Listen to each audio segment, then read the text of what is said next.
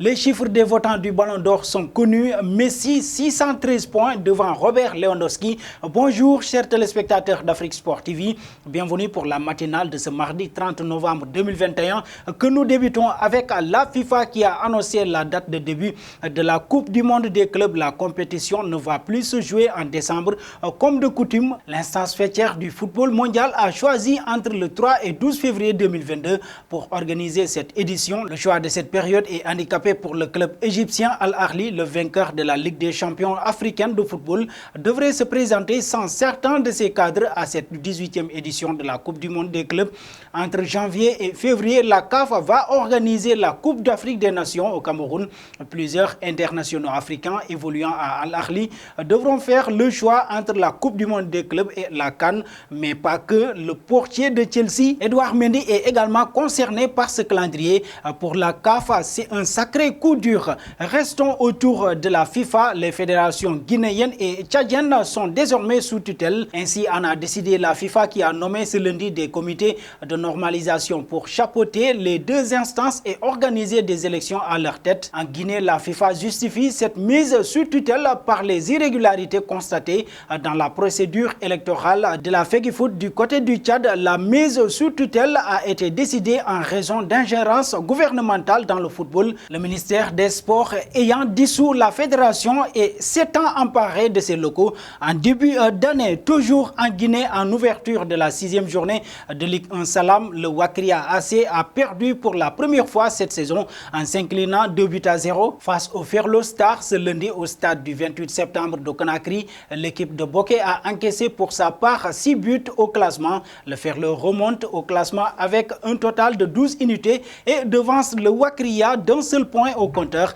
La 6e journée de Ligue 1 Salam va se poursuivre le 1er décembre 2021 avec une seule rencontre au menu. Le CI Kamsar va jouer contre Louba FC au stade du 28 septembre.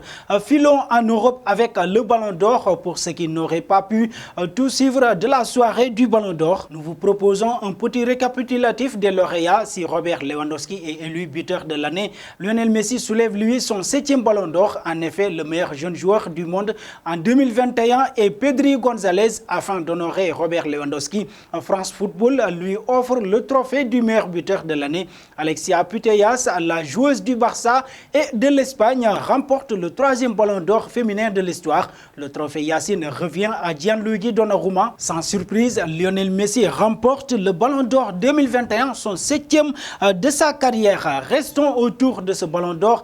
Ce soir, Lionel Messi a remporté son 7e Ballon d'Or. L'attaquant argentin a notamment devancé Robert Lewandowski et Jorginho au classement. Le Parisien, 613 points, est loin devant le Polonais, 580 points au nombre de votes. Jorginho, 460 points. Karim Benzema, 239 points. N'Golo Kanté, 136 points. Le top 5 est donc là avec une avance énorme de Lionel Messi.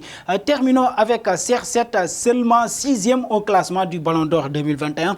Cristiano Ronaldo a sans doute du mal à digérer. Il faut dire que l'attaquant de Manchester United n'est plus habitué à figurer au-delà de la 3e place. La dernière fois que le Portugais a été éjecté du podium, c'était en 2010, à l'époque où les Blaugrana, Lionel Messi, Andrés Iniesta et Xavi avaient monopolisé les premières positions. Cette nouvelle hiérarchie ne devrait pas calmer CR7. Remonté contre le rédacteur en chef de France Football, Pascal Ferré, qui le disait obsédé par son duel avec Lionel Messi.